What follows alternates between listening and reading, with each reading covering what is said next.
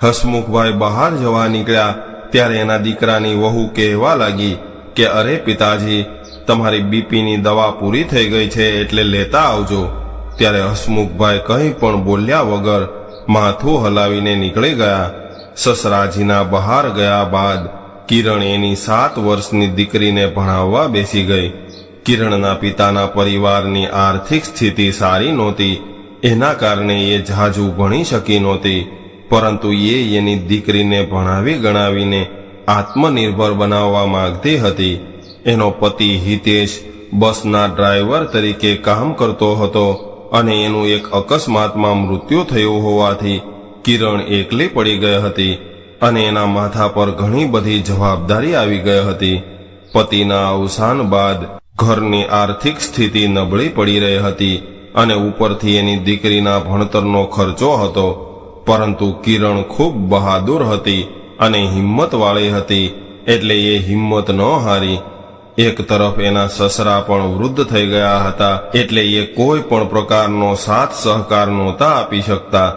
હવે ઘરની બધી જ જવાબદારી કિરણના માથા પર આવી ગઈ હતી અને એ હજુ આગળ વધવા માંગતી હતી। કિરણની ઉંમર હજુ નાની હતી, પરંતુ એ બીજા લગ્ન કરવા નહોતી માંગતી અને એના પિયરમાં હવે ભાઈ અને ભાભી એનો પરિવાર હતો, પરંતુ કિરણ પોતાના ભાઈ પાસે જઈને મદદ માંગીને એના પર બોજ બનવા નહોતી માંગતી। એણે તો એવું નક્કી કરી લીધું હતું કે હવે હું સાસરિયામાં રહીને મારી બધી જ તકલીફો સહન કરી લઈશ, પરંતુ કોઈના પર બોજ નહીં બનું।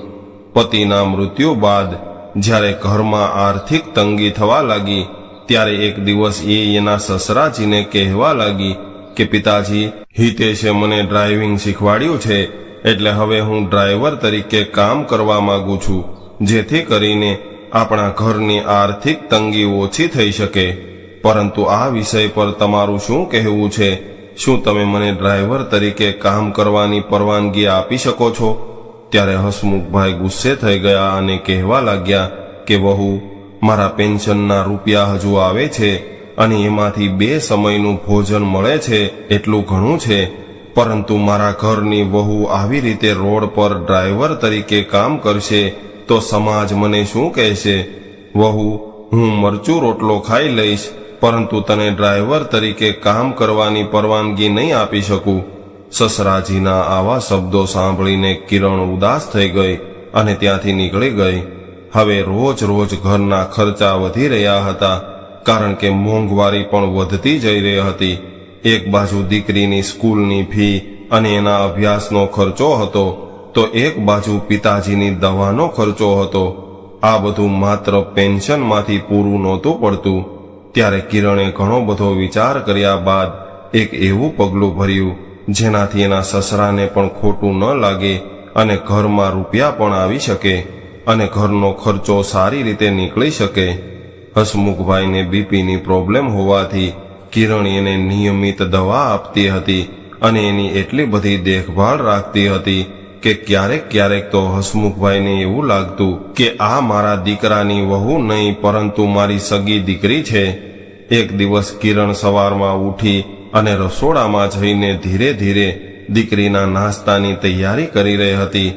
ત્યારે એની દીકરી આવી અને કહેવા લાગી કે મમ્મી, આજે મારે સ્કૂલના ટિફિનમાં આલુ પરોઠા લઈ જવા છે, એટલે તું મને આલુ પરોઠા બનાવી આપજે। ત્યારે કિરણ બોલી કે દીકરી, આજે મારી તબિયત ખરાબ છે, એટલે આજે હું આલુ પરોઠા નહીં બનાવી શકું। બેટા, આજે મારું આખું શરીર દુખે છે અને કમજોરી જેવું લાગે છે, એટલે હું તને બટાકા પૌવા બનાવી આપું છું। મમ્મીની તકલીફ સાંભળીને દીકરી તરત જ માની ગઈ। ત્યારે હસમુખભાઈ બહાર બેઠા બેઠા છાપું વાંચી રહ્યા હતા અને આ બધું એમણે પણ સાંભળ્યું હતું। એટલે એ વિચારવા લાગ્યા કે કિરણ શરીરના દુખાવા અને કમજોરીની વાત કરી રહી છે અને એ તો ઘણા દિવસોથી શરીરના દુખાવા અને કમજોરીની ફરિયાદ કરી રહી છે, તો પછી એ દવાખાને કેમ નહીં જાતી હોય? એક રાત્રે હસમુખભાઈને વિચાર આવ્યો કે વહુ મને દવા આપ્યા બાદ એવું તો શું કરે છે કે દિવસે દિવસે એ સુકાઈને લાકડી જેવી થતી જાય છે અને આખો દિવસ શરીરના દુખાવા અને કમજોરીની ફરિયાદ કરે છે। એક દિવસ સવારમાં કિરણ ઘરનું આંગણું વાળી રહી હતી ત્યારે અચાનક નીચે પડી ગઈ અને બેભાન થઈ ગઈ. માને આવી રીતે નીચે પડીને બેભાન થતા જોઈને દીકરીના મોઢેથી સીંચ નીકળી ગઈ.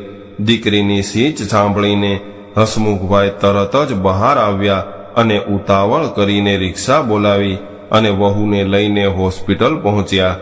ચેકઅપ કર્યા બાદ ડોક્ટરે એવું કહ્યું કે કિરણ ખૂબ કમજોર થઈ ગઈ છે, કેમ કે એની ઊંઘ પૂરી નથી થતી અને વધારે પડતા કામના કારણે એની તબિયત વધારે ખરાબ થઈ ગઈ છે, જેથી કરીને એ બેભાન થઈ ગઈ હતી. હવે તમારે એના અને એના ખાવા પીવા ઉપર પૂરતું ધ્યાન આપવું પડશે, તો જ એ સાજી થઈ શકશે. ત્યારે હસમુખભાઈ વિચારવા લાગ્યા કે કિરણ આટલા બધા ઉજાગરા શા માટે કરે છે, એ એના આરામ કરવા પર ધ્યાન કેમ નથી આપતી. ત્યારે એમણે કિરણને તો કંઈ કહ્યું નહીં, પરંતુ એ દિવસથી એમણે એના પર ધ્યાન રાખવાનું શરૂ કરી દીધું. એક દિવસ બપોરના સમયે હસમુખભાઈ આંગણામાં બેઠા હતા ત્યારે જ એમણે જોયું કે વહુ ક્યાંક બહાર જઈ રહી હતી, એટલે એમણે એનો પીછો કરવાનું શરૂ કર્યું. હવે કિરણનો પીછો કરતા કરતા હસમુખભાઈ નજીકની એક સોસાયટીમાં પહોંચી ગયા અને કિરણ પણ સોસાયટીની એક ગલીના ઘરમાં ઘૂસી ગઈ. ત્યારે હસમુખભાઈ ત્યાં ઊભા એની રાહ જોઈ રહ્યા હતા અને લગભગ અડધી કલાક બાદ કિરણ એ ઘરમાંથી એક મોટો થેલો લઈને બહાર નીકળી. ત્યારે હસમુખભાઈ મનમાં વિચારી રહ્યા હતા કે વહુ આ બધું શું કરી રહી છે. વહુના હાથમાં થેલો જોઈને એના મનમાં ઘણા બધા પ્રશ્નો આવી રહ્યા હતા, પરંતુ એ સમયે કિરણને કંઈ પૂછવું એને યોગ્ય ન લાગ્યું. ત્યારબાદ કિરણ ત્યાંથી સીધી જ ઘરે આવી અને હસમુખભાઈ પણ સંતાઈને ધીરે ધીરે એની પાછળ પાછળ ઘરે આવી ગયા. ઘરે આવીને જોયું તો કિરણે એ થેલો એના રૂમમાં રાખેલા કબાટમાં છુપાવીને મૂકી દીધો. આ જોઈને હસમુખભાઈને કુતૂહલ થઈ રહ્યું હતું, પરંતુ કિરણના રૂમમાં જઈને અચાનક આવી રીતે જોવું એને યોગ્ય ન લાગ્યું. એટલે એ સમજી નહોતા શકતા કે ખરેખર વહુના મનમાં શું ચાલી રહ્યું છે. પરંતુ હસમુખભાઈએ એ દિવસે વહુ પર બરાબર રીતે ધ્યાન રાખ્યું અને રોજ રાતની જેમ આજે પણ કિરણ પિતાજી માટે જમવાનું અને દૂધ લાવી અને એને દવા આપીને એના રૂમમાં જતી રહી. પરંતુ હસમુખભાઈના મગજમાં પેલો થેલો ફરી રહ્યો હતો અને એની નજર વહુના રૂમ પર હતી. પરંતુ કિરણે રૂમમાં જઈને દરવાજો અંદરથી બંધ કરી દીધો હતો. આ બાજુ હસમુખભાઈને રોજ સાંજે દવા લેતાની સાથે જ ઊંઘ આવી જતી અને ઊંઘ તો એની ઘણી પ્રિય હતી, પરંતુ આજે એની આંખોમાં ઊંઘ નહોતી. એના મનમાં બેચેની થઈ રહી હતી અને એ સમજી નહોતા શકતા કે વહુએ થેલામાં એવું તો શું છુપાવી રાખ્યું હશે. હવે વહુની સચ્ચાઈ જાણવા માટે એનું મન વ્યાકુળ બની રહ્યું હતું અને એને ઊંઘ ન આવી એટલે બહાર આવી ગયા અને ઘરના આંગણામાં આંટા મારવા લાગ્યા. ત્યારે એમણે બહારથી જોયું કે મોડી રાત સુધી વહુના રૂમની લાઇટ ચાલુ હતી. આ બધું જોઈને હસમુખભાઈને મનમાં ડર લાગી ગયો કે ક્યાંક વહુ કોઈ ખોટું કામ તો નથી કરી રહી ને, અને પેલા થેલામાં એણે એવું તો શું છુપાવીને રાખ્યું હશે. ત્યારે તેઓ ન ચાહતા હોવા છતાં પણ વહુના રૂમમાં ડોક્યું કરીને જોવા લાગ્યા. એટલે રૂમમાંથી એને કંઈક સામાન્ય એવો અવાજ આવી રહ્યો હતો. આખરે અંદરનું દ્રશ્ય જોઈને હસમુખભાઈના હોશ ઉડી ગયા, કેમ કે રૂમમાં વહુ કંઈક કામ કરી રહી હતી. જોકે કિરણ કોઈ ઇલેક્ટ્રોનિક પાર્ટમાં સ્ક્રૂ ફિટ કરી રહી હતી અને એના બોક્સ ભરી રહી હતી. આ દ્રશ્ય જોઈને હસમુખભાઈનું મન ભરાઈ આવ્યું અને વિચારવા લાગ્યા કે મારા દીકરાના મૃત્યુ બાદ વહુ ઘરની જવાબદારી ઉઠાવવા અને ઘરના ખર્ચા પૂરા પાડવા માટે આખી રાત જાગીને આટલી બધી મહેનત કરી રહી છે. વહુની મહેનત જોઈને હસમુખભાઈની આંખોમાં આંસુ આવી ગયા અને એ વિચારવા લાગ્યા કે કદાચ મારા પેન્શનમાં થોડા વધારે રૂપિયા મળતા હોત તો મારી વહુને આટલી બધી તકલીફ ન ઉઠાવવી પડતી હોત અને આટલી બધી મહેનત મજૂરી ન કરવી પડી હોત. આટલી મજૂરીવાળું કામ કરવામાં પણ વહુને એટલા રૂપિયા તો નહીં મળતા હોય જેટલું એનું શરીર બગાડી રહી છે. ત્યારબાદ આંખોમાં આંસુ સાથે નિરાશા લઈને હસમુખભાઈ એના રૂમમાં ગયા અને ખાટલામાં આડા પડ્યા, પરંતુ આજે એમણે જે દ્રશ્ય જોયું હતું એ જોયા બાદ એની ઊંઘ ઉડી ગઈ હતી. એટલે હસમુખભાઈ મનમાં ને મનમાં વિચારવા લાગ્યા અને એને એક વિચાર આવ્યો કે મેં વહુને ડ્રાઇવિંગનું કામ કરવાની ના પાડી દીધી, એટલે વહુએ ઘરનો ખર્ચો અને દીકરીના અભ્યાસના ખર્ચા માટે આવો ઉપાય શોધી કાઢ્યો છે. આવું બધું વિચારતા વિચારતા એ ધ્રુસકે રડવા લાગ્યા અને મનોમન કહેવા લાગ્યા કે દીકરાને તો યુવાનીમાં ખોઈ બેઠો છું, હવે વહુને પણ કંઈક થઈ જશે તો મારું અને મારી પોત્રીનું શું થશે? હું મારા પરિવારને સંભાળવામાં અસફળ રહ્યો છું. આવું વિચારીને એ પોતાની જાતને કોસી રહ્યા હતા.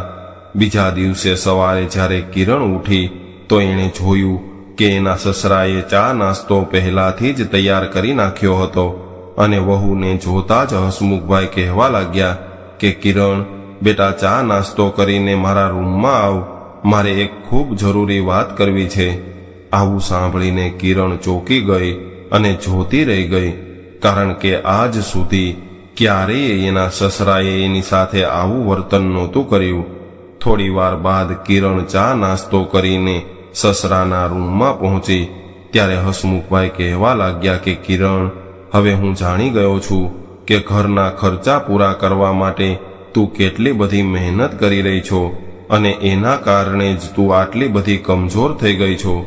આવું સાંભળીને કિરણ થોડો ખચકાટ અનુભવવા લાગી અને મોઢું નીચું કરીને બેસી રહી.